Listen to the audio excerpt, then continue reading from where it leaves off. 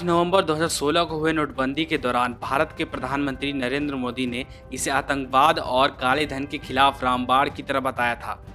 नोटबंदी को सरकार ने काले धन और भारत में होने वाले आतंकवादी घटनाओं के खिलाफ एक बड़े हथियार की तरह बताया और यह भी दावा किया था कि इससे आतंकवाद को बहुत हद तक खत्म किया जा सकेगा। परंतु प्रधानमंत्री का यह दावा कुछ ही दिनों बाद ही गलत साबित हो गया, जब नोटबंदी के सिर्फ 21 दिन बाद ही 29 नवंबर 2016 को कुछ आतंकवादियों द्वारा जम्मू शहर के बाहरी इलाके के नगरोटा में स्थित 16 कोर मुख्यालय में तैनात 166 सेना इकाई के परिसर में प्रवेश करके आर्मी अधिकारी समेत 7 जवानों को मार देने का मामला सामने आया था। इससे पहले भी नवंबर 24, 2016 को कुपवाड़ा के हंदवाड़ा के तहसील में उग्रवादियों द्वारा क्रालगुंड पुलिस स्टेशन पर हमले की घटना सामने आई थी। आतंकवादियों और उग्रवादियों द्वारा नोटबंदी के बाद सिर्फ इन 2 घटनाओं को ही अंजाम नहीं दिया गया, बल्कि 3 महीने बाद 29 मार्च 2017 को एक और घटना सामने आती है, जहां दक्षिण कश्मीर के कुलगाम जिले में एक पुलिस स्टेशन पर आतंकवादियों द्वारा गोलीबारी की जाती है। सिर्फ इतना ही नहीं, एक घटना 10 जुलाई 2017 को भी सामने आई, जिसमें अमरनाथ जा रहे श्रद्धालुओं पर चरमपंथियों द्वारा किए गए हमले में 7 लोगों को मार दिया जाता है।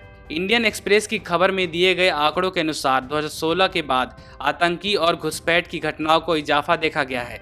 आतंकी हमले की बात करें तो 2016 में 283 आतंकी घटनाएं सामने आई, वहीं 2017 में ये घटनाएं 301 थीं। नोटबंदी के बाद घुसपैठियों के मामले में भी बढ़ोतरी हुई, जहां 2016 में सिर्फ 221 घुसपैठ के मामले सामने आए, वहीं अगले वर्ष 2017 में 336 मामलों को देखा गया। सरकार द्वारा दिए गए आंकड़ों के अनुसार प्रधानमंत्री मोदी के 5 साल के कार्यकाल में मरने वाले जवानों की संख्या में 93% का इजाफा हुआ है। इसके साथ इस कार्यकाल में जम्मू और कश्मीर में आतंकवादियों की घटनाओं में 176% का इजाफा देखा गया। वहीं अगर हम मोदी के कार्यकाल में अब तक होने वाले कुल आतंकी घटनाओं की बात करते हैं तो इसकी संख्या 1708 होती है। विपक्षी पार्टियों ने पुलवामा में हुए आतंकी घटना को लेकर मोदी सरकार की पाकिस्तान और आतंकवादियों के प्रति नीतियों पर सवाल उठाए हैं।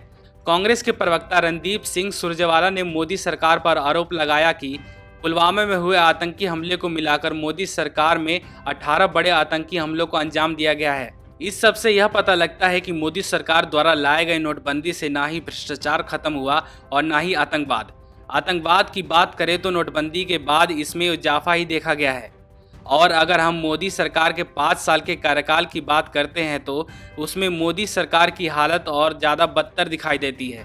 Bureau report, national Dastak. National Dastak को देखने वालों से अपील है कि वह नेशनल दस्तक के सपोर्टर फॉर्म को भरें ताकि हम सीधे आपसे जुड़ सके। नेशनल दस्तक की आपसे गुजारिश है कि अगर इसको बचाना चाहते हैं तो नेशनल दस्तक को सब्सक्राइब करने के लिए रेड कलर के सब्सक्राइब बटन को दबाएं, फिर बेल आइकन की घंटी दबाएं।